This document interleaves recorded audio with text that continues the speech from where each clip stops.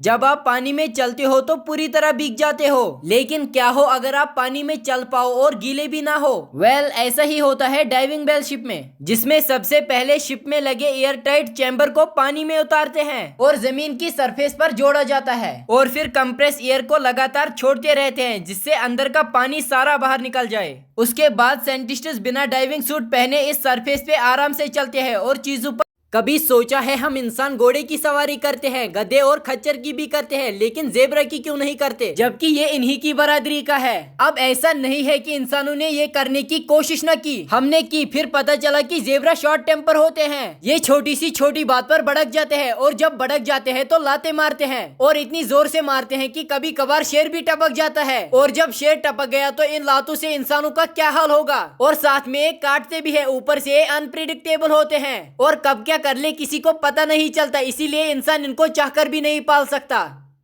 जैसे ही ये प्लेन उड़ा तो 13 सेकंड के बाद ये अचानक नीचे की तरफ आ जाती है, जिसे पायलट ने कंट्रोल करने की कोशिश की, लेकिन अफसोस कुछ ना कर सका और प्लेन समुद्र में आके चली गई। लेकिन ऐसा क्यों हुआ?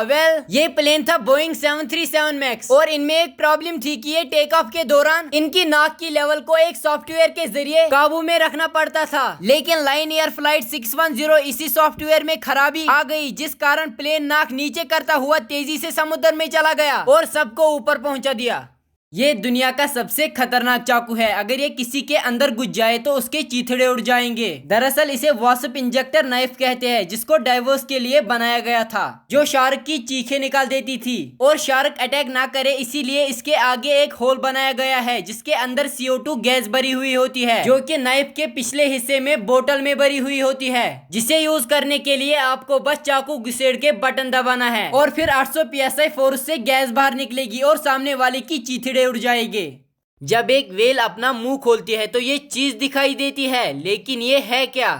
जो वेल्स पैदाइशी पोपली होती है, यानी जिनके पास दांत नहीं होते, उनमें दांत की जगह ये चीज होती है जिसका नाम है बेलिन। लेकिन अगर ये ना हो तो ये वेल्स भूखी मर जाएगी, क्योंकि जब वेल्स मछलियां वगैरह खाती है तो उसके साथ उसके मुंह में ढेर सारा पानी चला जाता है, इसीलिए ये जीव की मदद से अपने मुंह में सारा पानी बाहर निकालती है। जहाँ ये बेलिन पानी को तो बाहर निकालने देता है पर मछलियों को वहीं पे ट्रैप करता है। जैसे ही समुद्र के किनारे ऐसा नजारा दिखे तो वीडियो मत बनाना, वरना कोई मछली आके आपको चाटा मार सकती है, बल्कि वहां से दूर जाना, क्योंकि इन मछलियों का नाम है सार्डियंस, जो समुद्र में हजारों का ग्रुप बना के एक साथ घूमती रहती है। जैसे ही शार्क या कोई दूसरा सी क्रिएचर इन पर अटैक कर दे तो ये गलती से कभी कभी किनारे की तरफ आ जाती है। ऐसे में अगर आप इनके बीच में आ गए तो ये टक्कर तो मारेगी ही, साथ में उस सी क्रिएचर का भी सलाम दुआ कराएगी जो इनके पीछे था। अगली बार ब्रेड खाने से पहले इस वीडियो को जरूर देख लेना। दरअसल कभी कभी ब्रेड में फंगस लग जाती है तो लोग उसे काट कर फंगस वाले पार्ट को अलग कर देते हैं, जिससे हमें लगता है कि खराब पार्ट कट गया है और बाकी हम खा सकते हैं, जो कि हम बहुत बड़ी गलती कर देते हैं, क्योंकि फंगस ऊपर से छोटी होती है बट ये ब्रेड के नीचे अपनी सेना पहले से ही बिछा देती है, जिसे आप अपनी नंगी आंखों से नहीं देख सकते।